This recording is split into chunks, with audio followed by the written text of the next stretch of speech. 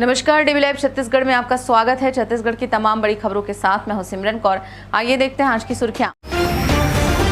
सतना में उत्थान समिति के परिचय सम्मेलन में शामिल हुए मुख्यमंत्री, कहा समाज को एकजुट रखने कार्यक्रमों का होना आवश्यक है।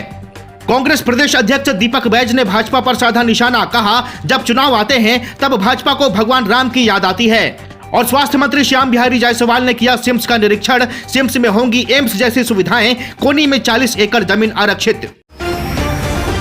मुख्यमंत्री विष्णुदेव साय सतना में उत्थान एवं जागृति समिति द्वारा आयोजित युवक युवती परिचय सम्मेलन में शामिल हुए। इस दौरान उन्होंने कहा कि समाज को एकजुट रखने कार्यक्रमों का होना आवश्यक होता है। मुख्यमंत्री विष्णुदेव साय ने बाबा गुरु घासीदास की पूजा अर्चना व दीप प्रज्वलित कर कार्यक्रम का शुभारंभ किया। इस अवसर पर भंडारपुरी गद्दी नशीन धर्मगुरु बालदास साहब, पूर्व राज्यसभा सांसद भूषण जांगड़े, विधायक गुरु खुशवंत साहब भी उपस्थित थे। कार्यक्रम के बाद सीएम विष्णुदेव साय ने मीडिया से चर्चा करते हुए कहा कि समाज को एकजुट रखने के लिए ऐसे कार्यक्रमों का होना आवश्यक होता है। आपसी तालमेल और भाईचारे से समाज आगे बढ़ता है। मुख्यमंत्री ने परिचय सम्मेलन में शामिल होने वाले सभी युवक एवं युवतियों को उज्जवल भविष्य के लिए आशीर्वाद और शुभकामनाएं दी। सत्ता में समाज द्वारा यहाँ पर युवक युवती परिचय सम्मेलन का आयोजन किया गया था, जिसमें हमको मुख्य अतिथि के रूप में बुलाए थे। तो मैं समाज का बहुत आभारी हूँ। और ऐसे जितने भी बेटा बेटी भैया बहनें यहाँ पर परिचय मतलब एक दूसरे का प्राप्त करेंगे और आगे चल के मतलब जीवन साथी के रूप में एक दूसरे को चुनेंगे और उनका शादी ब्याह संपन्न हो। लोकसभा चुनाव की तैयारी को लेकर भाजपा ने कल पदाधिकारियों की बैठक ली।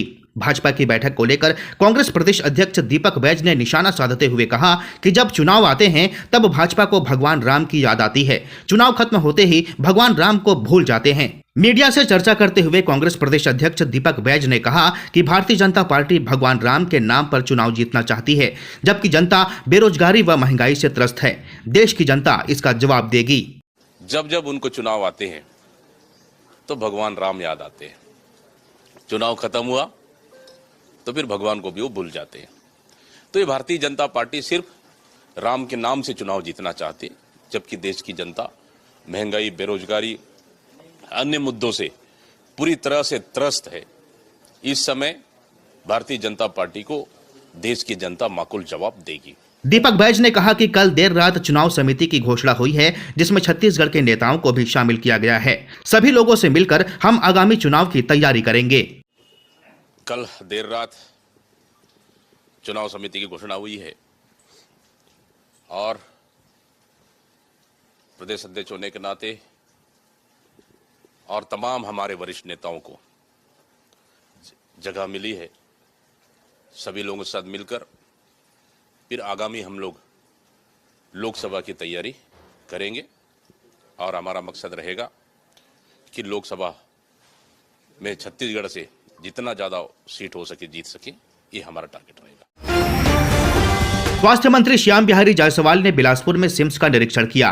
इस दौरान उन्होंने अधिकारियों को व्यवस्था में सुधार करने निर्देश दिए। स्वास्थ्य मंत्री ने कहा कि शासन की मंशा है कि सिम्स में भी एम्स जैसी सुविधाएं विकसित की जाएं। इसके लिए तैयारियां शुरू कर देनी चाहिए। स्वास्थ्य मंत्री श्याम बिहारी जायसवाल ने अधिकारियों की बैठक ली। उन्होंने कहा कि सिम्स की व्यवस्था में और सुधार के लिए मरीजों के इलाज और प्रशासनिक व्यवस्था दोनों को अलग अलग किया जाएगा। अस्पताल प्रशासन के लिए MBA उत्तीर्ण प्रशासक और एक जनसंपर्क अधिकारी नियुक्त किए जाएंगे। बैठक के दौरान स्वास्थ्य मंत्री ने कहा कि कोनी में सिम्स के नए भवन के लिए लगभग 40 एकड़ भूमि आरक्षित रखी गई है। उन्होंने शहर के बीचों बीच स्थित सिम्स को कोनी में स्थानांतरित करने के लिए चरणबद्ध रूप से तैयारी शुरू करने को कहा है। सिम्स की व्यवस्था में सुधार के लिए विधायक अमर अग्रवाल, धर्मलाल कौशिक व सुशांत शुक्ला ने भी अहम सुझाव दिए। महादेव सट्टा ऐप मामले में ईडी के सप्लीमेंट्री चार्जशीट में नाम शामिल किए जाने को पूर्व मुख्यमंत्री भूपेश बघेल ने राजनीतिक षड्यंत्र करार दिया है। भूपेश बघेल ने सोशल मीडिया में जारी पोस्ट में लिखा है कि ईडी अपने राजनीतिक आकाओं के इशारे पर कूट रचना कर लोगों को गिरफ्तार कर रही है। पूर्व मुख्यमंत्री भूपेश बघेल ने ट्वीट कर लिखा है कि ईडी अपने राजनीतिक आकाओं के इशारे पर कूट रचना कर लोगों को गिरफ्तार कर रही है और उनसे दबाव पूर्वक मेरे और मेरे सहयोगियों के खिलाफ बयान दिलवा रही है। इन बयानों में जो पैसों के लेन देन के आरोप लगाए गए हैं, उनका कोई आधार नहीं है। भूपेश बघेल ने आगे लिखा है कि हम तो शुरुआत से कह रहे हैं कि ईडी मारपीट से लेकर धमकी देने तक हर हथकंडे अपनाकर मेरा व मेरे सहयोगियों का नाम लेने का दबाव बना रही है। ईडी के नए दस्तावेज से यह और स्पष्ट हो गया है। महादेव ऐप के घोटाले की जांच मैंने ही मुख्यमंत्री रहते हुए खुद शुरू की थी। मैं चाहता था कि इस पूरे गिरोह का भंडाफोड़ हो और युवाओं को जुआखोरी की ओर धकेल रहे इस अपराध पर रोक। बुलेटिन में फिलहाल इतना ही। बने रहिए डीबी लाइव छत्तीसगढ़ के साथ। नमस्कार।